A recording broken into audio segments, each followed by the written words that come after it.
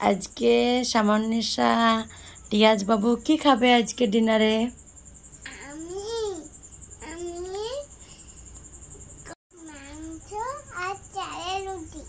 আর সঙ্গে আর একটা কি থাকবে? তাই এটা খাবো তো? তা চলো হয়ে যাক আজকে মাংস আর চালের রুটি, সঙ্গে একটা করে রসগোল্লা। কেমন?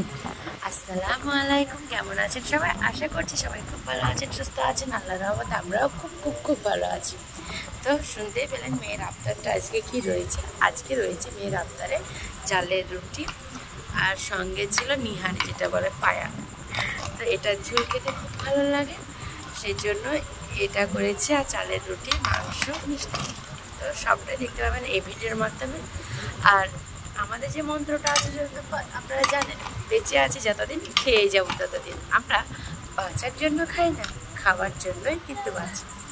আর সেই মন্ত্র নিয়েই আমরা আবার নতুন একটা ভিডিও নিয়ে হাজির হয়েছি রুকসানা রান্নাঘরের পেজে। মাংস, রসগোল্লা, চালের রুটি হবে আজকে ডিনারে। কোরবানির পরে খাওয়াই হয়নি আর, সেজন্য আজকে বানালাম।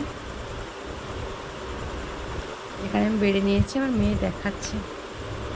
বাবুরে খেতে আয়, ডিনার রেডি।